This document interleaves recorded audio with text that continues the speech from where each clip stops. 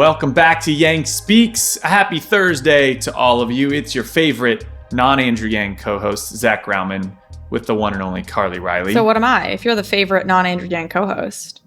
It was plural, Carl. That was plural. Co-hosts? Favorite co-hosts. Yes. You didn't and emphasize if I didn't say it, this. I'm sorry. Both of us, we're back. Welcome back, folks. On today's episode, here's what we're doing. We are going to dive in on this Texas abortion law that everyone seems to be talking about. It is pretty horrifying, even if you... Everybody is talking about it except Republicans. This is the fascinating thing, is that which means Republicans probably horrified by it as well. Correct. And then, at least your average Republican. And we want to dive into this Ivermectin drug that Joe Rogan used to quote unquote cure himself from COVID. And we got to debunk a lot of that because the media is going nuts. And you know, Carly, that's our favorite time when the media is going nuts. We should start though, I think, with the scandal of the week. Not actually, but you tweeted something over vacation and I think very flippantly, I was sitting at a cafe it was vacation, so I got to wake up late, and I woke up and I went and got a coffee and sit by myself having my chocolate croissant, whatever they had at the bakery. It was great. And I tweeted something I thought was pretty harmless. I tweeted, normalize having friends with different political views than you do. To be fair, why did you think that was going to be harmless? Because I think, who the heck has friends that agree with everything they believe in? I don't think that shouldn't. I have friends that disagree with everything. People I love, people who are liberal, people who are a little more conservative than I am. But I have friends that disagree, and oh my god, that is your privilege speaking, Zachary. Is it? Well, I think it is a privilege to have friends that are outside of your. I'm going to provide the lefty. I don't agree I'm with going to that. provide the lefty perspective on this, but not yet. Let's first finish telling the story. So you tweet this, and then a bunch of people were mad. A whole bunch of people were.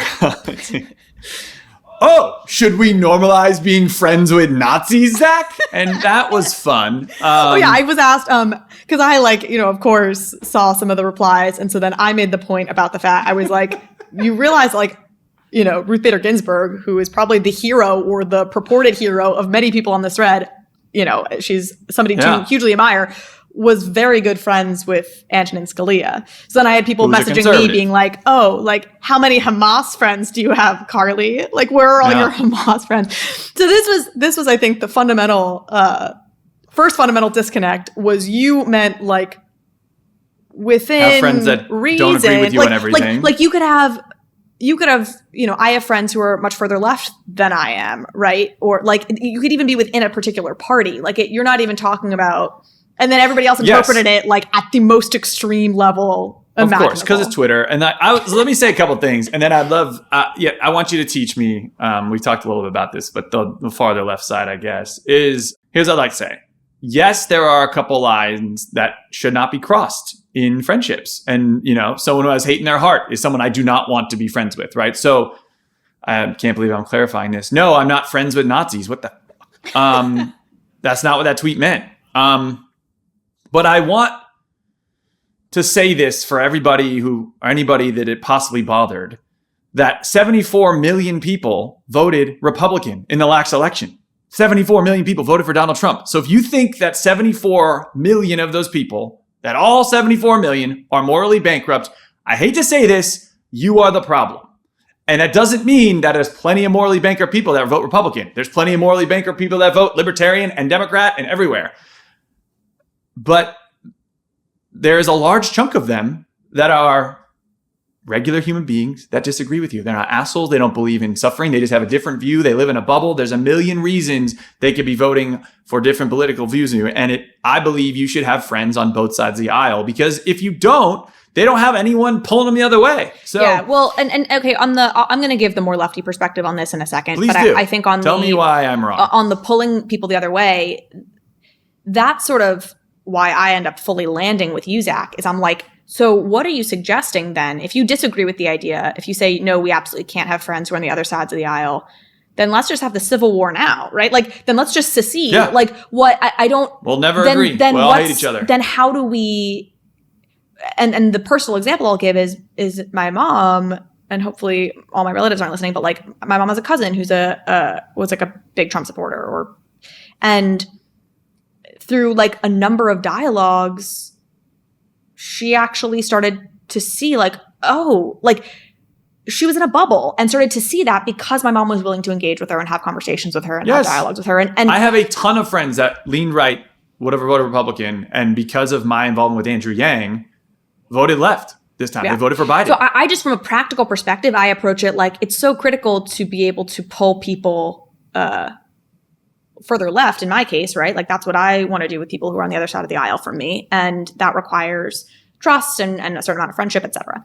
Okay. Yeah. On the left side of this, right? I just want to give some credit to this. I do understand that in their head, right? They're like, okay, privileged white people who are not existentially threatened by policies. Like there's no policy that the government can implement tomorrow in any sort of realistic world that's going to like destroy our lives. However, if you are somebody who is poor, if you are, in certain marginalized communities, so take this, think of Texas and this abortion ban that we're going to talk about, right? Like there are women who are now, specifically poor women, who are going to be forced into scenarios where they are living a life of poverty that they did not get to choose for themselves, that they did not want because of a mistake, call it quote unquote, right? That rich women get to make all the time, which is, oops, I had sex with somebody and maybe I was drunk and so I didn't use protection or whatever, and now I'm in this situation. And so when you, and that's sort of an existential threat to that person's life, right? And so the left feels like, no, how could I be friends with? Or like, how can I find a middle ground with somebody who thinks so little of my life because I'm poor or because I'm Black or because I'm a woman or whatever? Like, I can't justify that. And they see that as very synonymous with being a supporter of Trump because they're like, how could you overlook his treatment of women, the things he said about Black people, Muslim people? How can you overlook all that? That shows a certain moral bankruptcy that I can't surround myself with. Right. That's the left perspective. And that makes a lot of sense. I think those arguments, frankly, give more credit to people that they are paying that much attention. Yes. I think they're not following Trump's tweet of the day and all that. They lost trust in the media like many folks. I'm not giving him a pass, but I think the left tends to follow Donald Trump's every move almost even more than the right does in a strange way. No, that's actually totally true. So for example, the person, the kind of friend of my mom's who was a Trump supporter who she kind of pulled left more so, like genuinely thought that, didn't think he had ever actually gone bankrupt. She thought that was all a lie. Like people have gotten to the point where they think all of these negative things that are said about Trump are just lies. Now, again, it's like, okay, we'll listen to what is literally coming out of his mouth. But the problem that I have with that perspective, there's a bubble factor and people have lost trust. So I do think that far left perspective on it is a very self-absorbed one. I think it's saying that, like and we'll get into this a little bit, right? With the abortion example, right? Like the people who are opposed to abortion see it as murder. And they are not focused on, hey, I'm trying to impoverish this woman, right? Like that's not the scope and the angle that they're looking at all. And I do happen to be a believer of like, you have to meet people where they are, not where you think they should be. And so I do think it's very self-absorbed to a certain extent to say like, this person is just, I think there's a certain self-absorption to that mentality. Yeah, I think so. Look, let's talk about this Texas bill is important, but I would say this, like this stuff, like people hating on me on Twitter, just for what it's worth, like it does not bother me. Like it's par for the course, has been happening. But what does bother me is like it bothers me from a state of the world standpoint, or at least a state of Twitter, where it's like, oh shit, we've just collectively lost our mind. And because that's a very harmless statement. Like in the grand scheme of things, but in certain bubbles, it's a very offensive statement. And so, sorry, Twitter. It will not be the last time I piss you off, and certainly not the first. So here we go.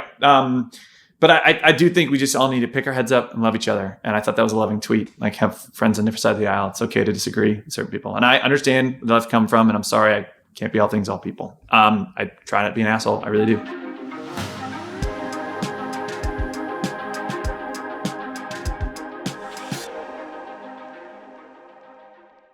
Real talk, how is your mental health?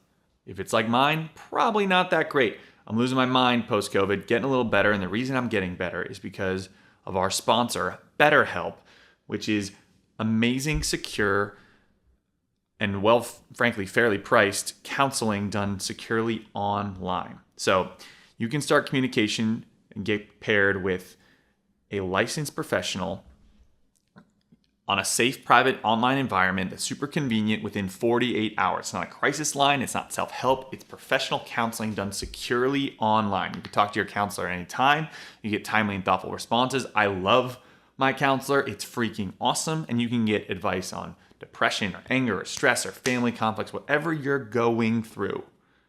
BetterHelp is freaking awesome, and it's confidential, convenient, professional, affordable, all the things you need done conveniently online. So I want you to start living a happier life today. And as a listener, you're going to get 10% off your first month by visiting our sponsor, betterhelp.com/yang. So join over 1 million people who've taken charge of their mental health. Again, that's betterhelp, HELP.com/yang.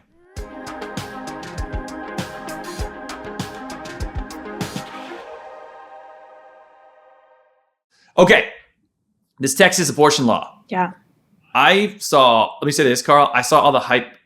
So this law is horrendous in a lot of levels, but I saw all the hype and I was like, okay, this seems bad, but is the right overblowing things, the left overblowing things, right? And then I didn't read the law, that's not fair, but I started reading the breakdowns from all sides. And the right-wing outlets aren't really covering it, so it's but as many neutral sites as I could. And it's pretty rough. Yeah.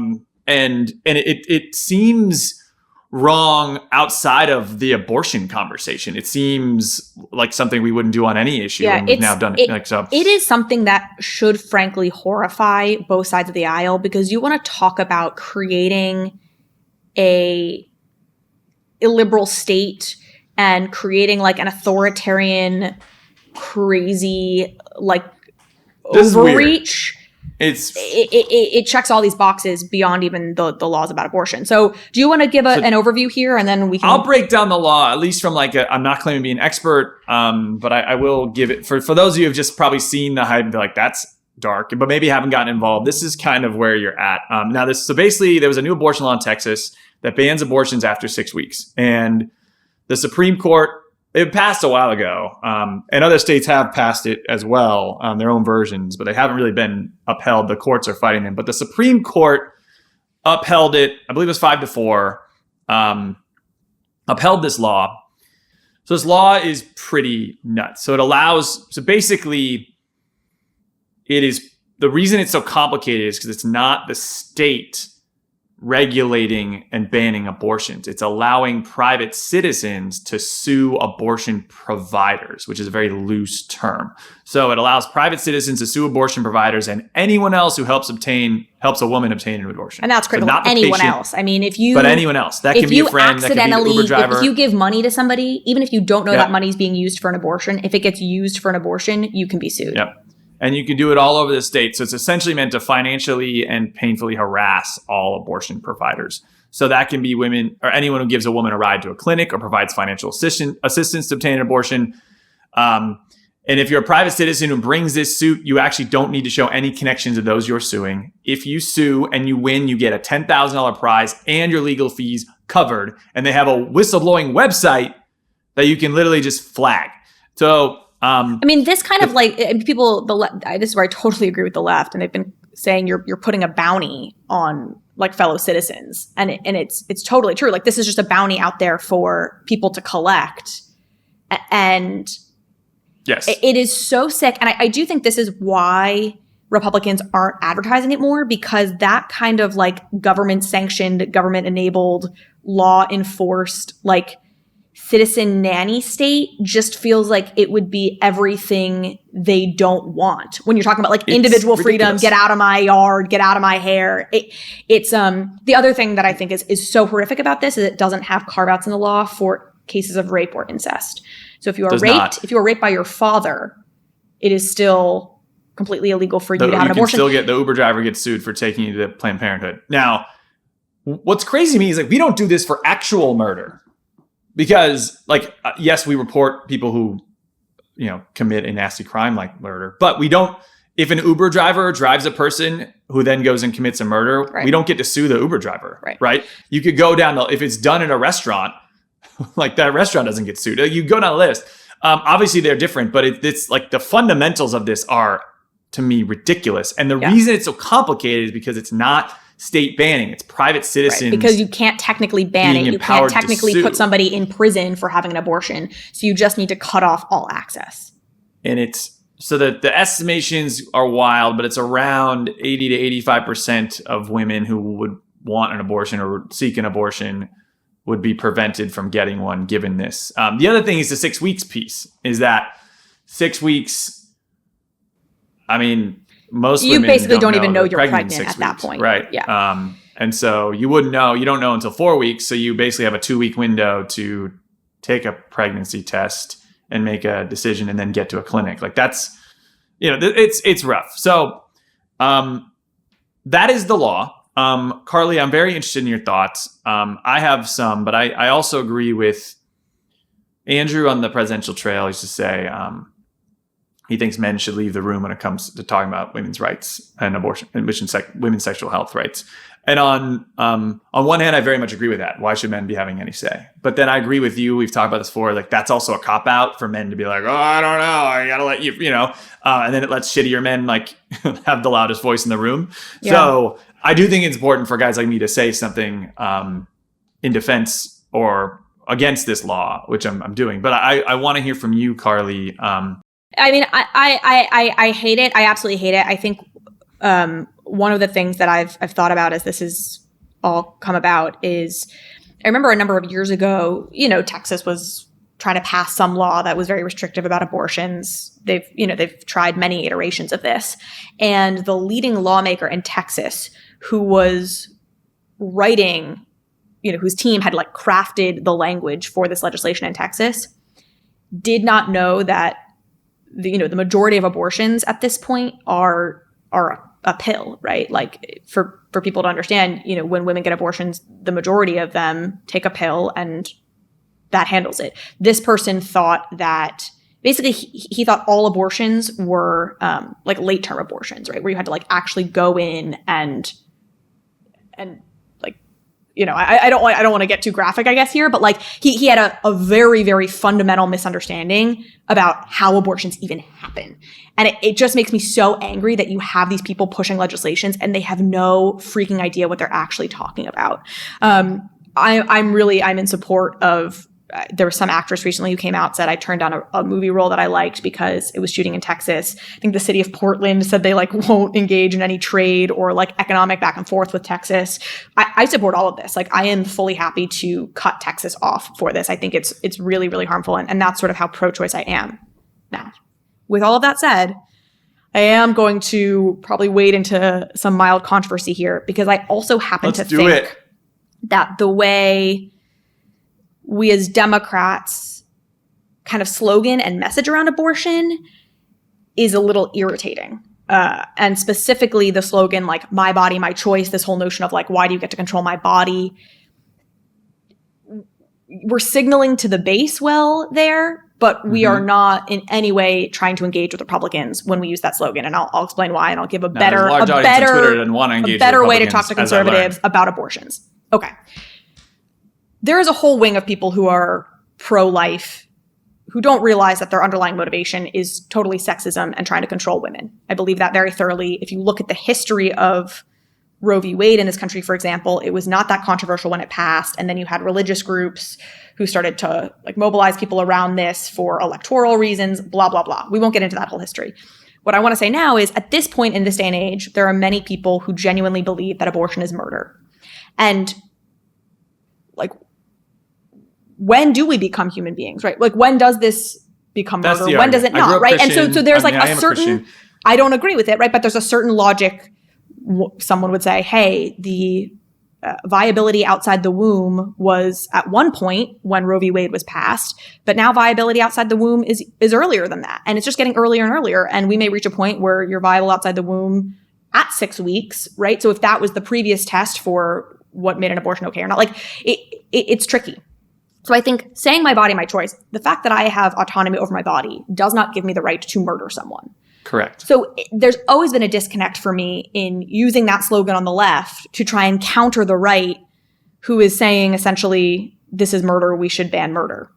Mm-hmm. But here's what I think we need to do, right? We need to get Republicans to acknowledge and to have to come to terms with the fact that this is not cut and dry. Like, this is not clearly murder. There's something more complicated here. So there's this thought experiment that I heard that I think is really powerful, which is, okay, you are in a fertility clinic that is burning down.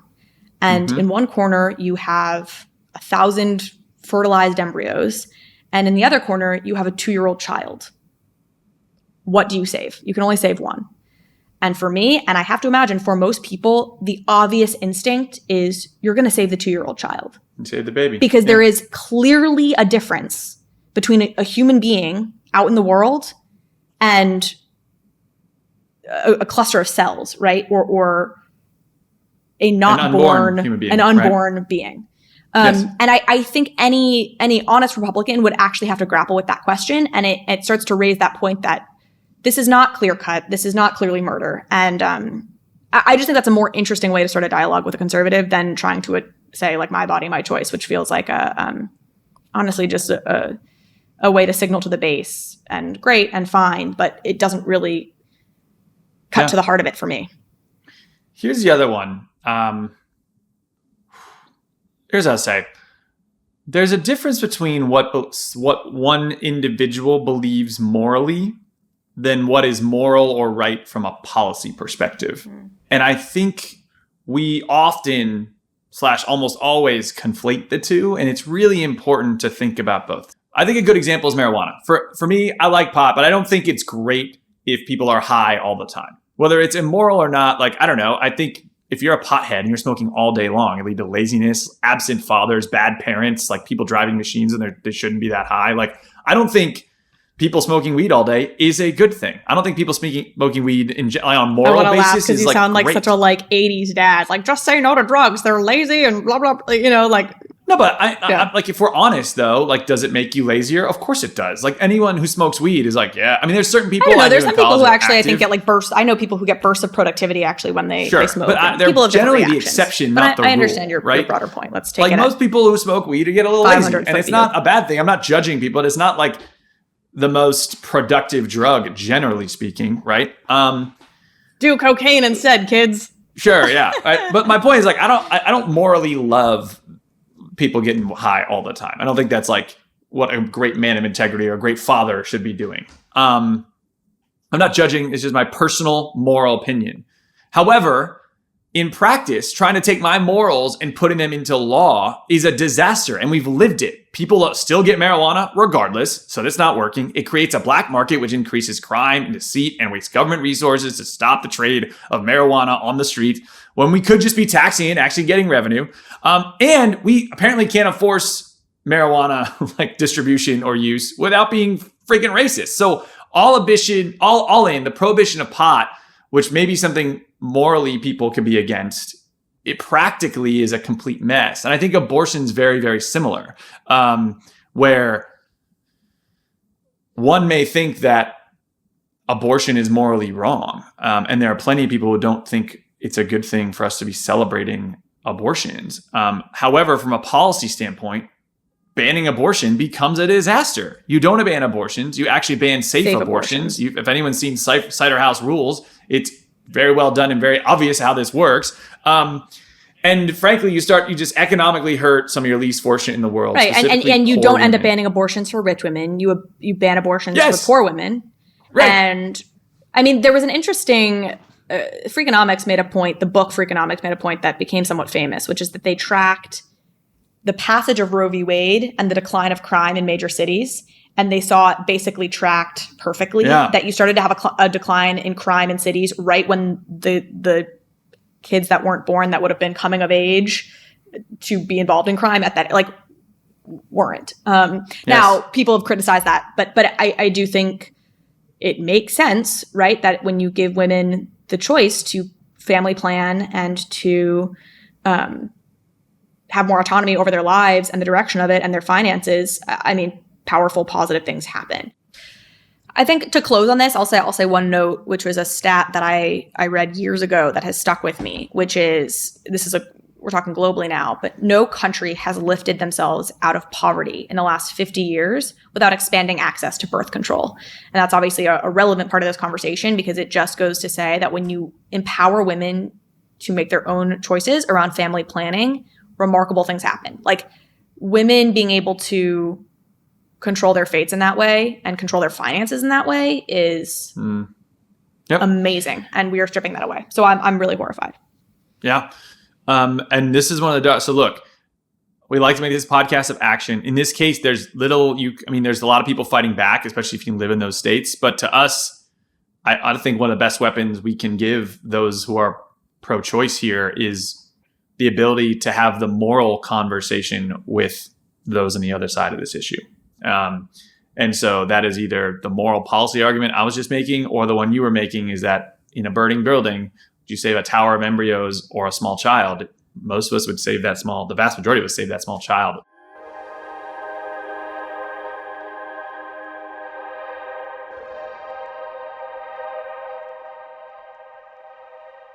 I know you guys were worried. You were like, when are they going to do another Tushy ad?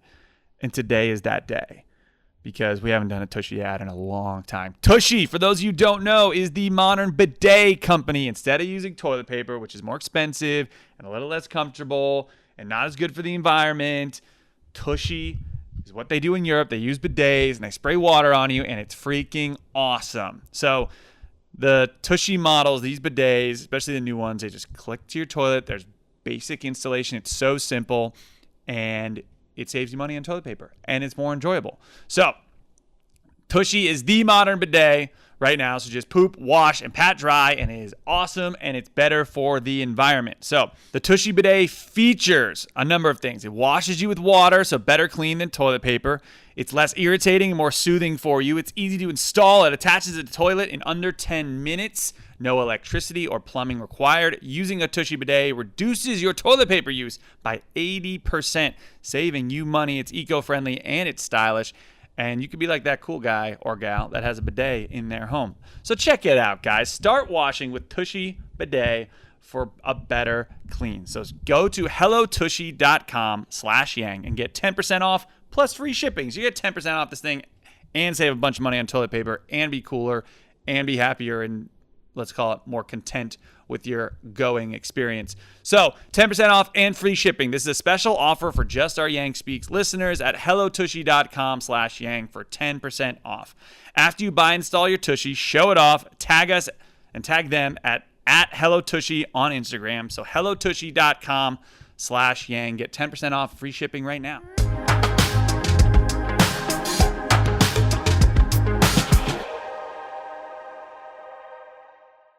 But speaking of, I guess, the right or left freaking out, let's talk about Joe Rogan and Ivermectin, because this was wild. And Carly and I, we'll start here. Carly and I are not doctors, but I have two of my really best friends. One in particular is like my best friend, is a very successful doctor at Texas Children's in Houston, in Texas. So he sees all sorts of all this. So he's been my go-to, but I've been texting my doctor friends to get some insights on this. But let me give you some context, and then Carly, you could probably add more too. So on August 28th, on Saturday, August 28th, Joe Rogan, the one and only Joe Rogan Experience, he posted on Instagram that he had COVID. And it seemed like he got it maybe he posted it, I think, on Monday, but he got it on Saturday, on August 28th. And eventually, he said he felt good by Wednesday, September 1st, a few days after. And he talked about the just onslaught of meds and vitamins he threw himself with. And that included a lot of things I think people should do when they're sick, like vitamin drips if they can afford it and things like that. But he talked about monoclonal antibodies. He took a Z-Pack. He took prednisone. And he mentioned something literally in passing called Ivermectin. And by Friday, September 3rd, he had tested negative. So basically in 5 or 6 days. I'm suppressing a laugh through all this because I'm just like, God, our world has gotten so crazy. Yeah. What Well, finish this up. He's a super rich celebrity. Right. He just like took a bunch of shit and suddenly now it's like up with drugs in my the pandemic. Twitter feed was like inundated with commentary on Joe Rogan's choice of ivermectin. Anyways, continue. And I want to be fair to Joe. I don't think he was like, guys, take ivermectin. But the press was like, you're influential. I could definitely see though Joe Rogan on his podcast like touting ivermectin or we should look that up. Bringing a guest on who was touting ivermectin. He's definitely, that's the currency he trades in is definitely like asking questions of people who have like dubious things. I'm a Joe Rogan fan, by the way. Like I know people fucking hate him. I don't. He's on record saying that young, healthy people should not get the vaccine, right? Right. Which obviously I do not agree with. Which we disagree with. So let's start with this to be very, very clear, y'all.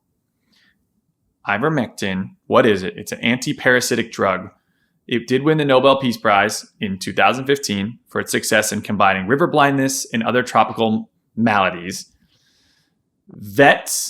Veterinarians use it to prevent heartworm and parasitic infections in some animals, and it is used for, quoting from my doctor friend, resistant life infections and drug-resistant scabies in children. And the bigger point, and I think you pointed this out to me, Zach, is there had been, I guess, trials done in Egypt or something at some point during this whole COVID situation that suggested ivermectin actually might be quite powerful in countering COVID. And all of those studies have since been retracted or debunked by legitimate doctors. So let's be clear. Don't take ivermectin. We got to hammer that. Don't take this shit. There is no compelling evidence that it does anything. No evidence that it works. There is no peer-reviewed studies that have said this works. And there is a lot of downside, way more downside than we talked about with the vaccine. Like, it's not close. And I will say people like Brett Weinstein and some of these folks who have become, I would say, very conspiratorial in sort of the COVID era, but people who has historically said things that I think are smart. He was one of these guys really pushing the ivermectin thing. He's also now an anti-vaxxer. But I think when he was pushing it, if I'm not mistaken, it was back before sort of these So in December Egypt 2020, trials had been debunked. This is where we all got confused. So in December 2020, Pierre Corey, who was a critical care physician who used to work for the University of Wisconsin Health University, the University Hospital, testified before the U.S. Senate, like Homeland Security and Government Affairs Committee, saying that this thing was awesome. I think the direct quote was a miracle drug. He said it was great. And there were a bunch of studies. There was one done in Egypt. Massive study, like 2,000 patients, and found that it was great. But the study, which got a lot of positive press, and then the study got ripped apart. It wasn't a double-blind study. They compared people who took ivermectin versus hydroxychloroquine, which is something Donald Trump talked about, which also is terrible for you. It was like the fish tank cleaner. But some med student was like, looked into this and was like, he got like assigned this and then like as part of his like getting his med degree, and was like, yo, this is bullshit. And like, this was plagiarized. Like, it's horrible. The author, and he's like, the list of the holes they found in the study is ridiculous. The authors claim to have done the study on 18 to 80-year-olds, but there were at least 3 patients in the data set who are under 18. They claim to do the study between the 8th of June and the 20th of September in 2020. However, most of the patients who died were admitted to the hospital before the 8th of June. And then they had a bunch of errors in the data that had like made up dates, like June 31st and things like that. Like, the study was nonsense to the point where it got pulled down. There was no like major research database that hosted this site, but the one that did, I think it was called Research Square, pulled it down. They took it down because like, this is a joke. So there's now really literally nothing that suggests that ivermectin works. If you're doubting, so here's the deal: like, World Health Organization, Infectious Diseases Society of America, and the FDA are all like, don't fucking take ivermectin. But if you don't believe them, if you're like, I don't trust anybody, Merck, the fucking pharmaceutical company that makes the drug that profits off of ivermectin, was like, a formal press release like, please, for the love of God, do not take it. No scientific basis for this. No meaningful evidence for clinical activity or efficacy in patients with COVID-19. And a concerning lack of safety data in the majority of studies. They said all 3 of those things. Yeah. Verbatim. I'm going to put the link in our thing. So this ivermectin conversation is ridiculous. Okay. And the side effects are disgusting. I will say this first came on my radar, this whole Joe Rogan thing, from Glenn Greenwald, who has been sort of critical of the media's coverage of all this, because all of this being true, the media, it appears, did what they often do, which is just like way oversimplified. And so the media was just like endlessly referring to ivermectin as a horse tranquilizer and like a horse drug or something. Mm-hmm. And which it is, but it is also used in humans. It's also and used so for humans, it's a little right. bit unfair or misleading. It does that thing, which is like, it allows Democrats to be like, eye roll, God, can you believe just how stupid these people are? Like, they're taking horse, whatever, tranquilizers. And the right gets to be like, are you kidding me? It's a real drug. It can be prescribed. And it feels like the thing you and I talk about, which it feels counterproductive, because when then you have individuals who maybe lean a little bit more to the right, or who happen to know that ivermectin is something that is used to treat human beings at times for parasites and other things, and they see them only referring to it as a horse tranquilizer, and they're like, well, you clearly don't know the full story. Like, you don't even, it's like, I'm not going to trust anything you say. And it becomes kind of counterproductive. Now, the counter to that is that the only over-the-counter version of ivermectin you can get does appear to be the one for horses. I find this whole thing, like, honestly funny. And I'm sorry, I know people are going to be mad because, like, people are dying, but, like, this is fucking hilarious. Like, so the increased demand for the drug combined with the scrutiny from pharmacists, there's been shortages of the veterinary formulations of the drug and a spike of calls to poison control centers because this stuff's nasty. Guys. Okay. Now, there was also don't take ivermectin. You're better off taking the vaccine. Now, this is the second part of the story, though, is so you have Glenn Greenwald. He's mad because he's like, the media keeps calling this a horse tranquilizer or whatever the fuck. And it's not just for horses. Right? He's like a libertarian kind of Well, the irony is Glenn Greenwald has always been like super lefty. Like, he used to be. Yeah. But I think Glenn Greenwald is still incredibly left. What he is he's so far left that he also sees the lies of the media, right? Like, the defund police movement feels like the mainstream media doesn't give their views proper coverage. Like, he I don't know if he's pro defund the police, but I wouldn't be surprised. Like, he's super lefty. Left. Okay. To the point that he becomes like friendly with the right in our like in Yang always talks about politics of the horseshoe. You know, the far right and the far left start to touch at the end. Okay. So anyways, and then then the kind of like pièce de résistance or whatever, like the pinnacle of this whole thing was Rolling Stone did a story claiming that there were like gunshot victims in Oklahoma who weren't being treated at a hospital because there were all these backups at the hospital due to the number of people being treated for overdosing on ivermectin. And Rachel Maddow retweeted a version of that story. And it turns out that also is not true. And you had the hospital where these people were apparently being treated put out a statement being like, no, we have not seen some surge in people taking ivermectin.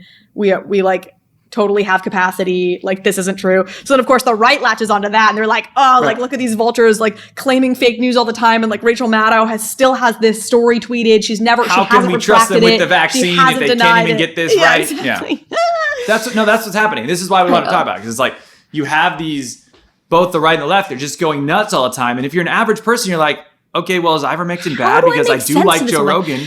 I do trust him, and he seemed to use it and get better. So maybe it works. And this really is at the core of it. Like, I think I was saying this to you beforehand. Like, even doing research for this, it feels like it's very hard to trust anybody you read, because it does feel like this is one of those cases where everyone has an agenda. It feels like the people on one side want to prove how unfair the media is, so they want to give undue credit to ivermectin, and then the other cohort is just like so gleeful at the idea of getting to like spit on Joe Rogan that they just like can't wait to tell you how absurd ivermectin is and it's only used for horses, etc. And so it just leaves this like information vacuum that I know so many of us feel, where we're like, I don't even know where to get the real story. No, I was or, like, struggling. What's actually I had to talk on. to actual doctors, like friends of yours, to get good info on this. And he sent me a really good article written by a former commissioner in the FDA. Maybe ideally it was this person, or assistant commissioner, whoever it was. But ideally it was back when we used to trust institutions. When because you're just talking about a study that was put out by like. But he basically debunked it all. I believe it's a he. Debunks everything. And the point is, like, look, I do believe all of this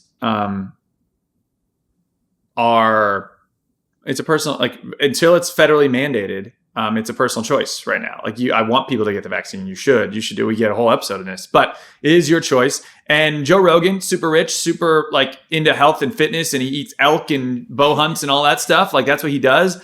If he wants to pump himself up with horse parasite medicine and vitamins and stuff, that's fine. And it's That also should not be important to you. note he's like being administered by top doctors. Like this is He has not the he's one not of the like best doctors in the alone, world, like I'm home sure. alone, just being like, oh, I'm just gonna. He's not just, I went to the vet and I heard this was good. Like Yeah. he's got a whole bunch of stuff going into him. Yeah. And I think, frankly, that's fine. It's a free country. You do what you want. But All right, one of the I'm things gonna wrap you this should up. want to do is to get some more info. And so we're trying to provide that. That's all I'm saying. I'm going to wrap this up because we are recording this much later than we usually do due to a surge of work that both you and I ended up having today. So Oh, it is, yeah. Wait, it you is can't wrap this up yet. bedtime. Why? You can't wrap this up yet. What do we got? Because today is NFL This is going to be a kickoff. Buffalo Bills thing.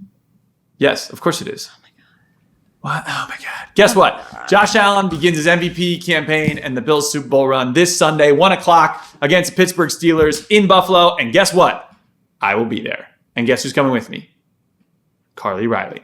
She's coming. Her first time in Buffalo. I was going to make a snide comment, but the truth is I'm actually really excited. I've Yeah, been hearing it's about gonna be Buffalo awesome. Bills tailgates for Let's truly go. years at this point. Carly's and- doing, there's this guy named Pinto Ron that does fireball shots out of a bowling ball, and Carly's taking one. It's Oh, gonna this be is the like first a I'm hearing shared about bowling this. ball. Yep, that's how you get COVID. That's how Yeah, you do it. that is. Yeah, this is the first You I'm have to be hearing of this. vaccinated. Hey, to give Buffalo credit, you have to be vaccinated to get into the tailgate and the stadium, and you have to wear a mask when you're inside. So we'll be Good. relatively safe. Good. You'll love to Doesn't see it. matter. It's gonna be All right. 60,000 people going crazy, and Bills by a million. Anyway, I love you all. I hope this episode pissed everyone off. I'm just I kidding. feel like it probably did. I don't know. Who think knows? so? I think everything pisses everyone off. So I'll get canceled I don't really again. care. We don't tend to care either way. So I don't We're know, not but- important enough to get canceled for more than like an hour. We can't get God. We have such a disagreement about the canceled thing, which is We're not you canceled. use We that just term get so yelled at. liberally, and to me, You're like right. I'm not getting fired, and so like canceling requires like a loss of income, which neither you or I are at risk of. So That's at the moment. For cool. now. We love you guys. Enjoy your weekend. See you next Thursday. sayonara.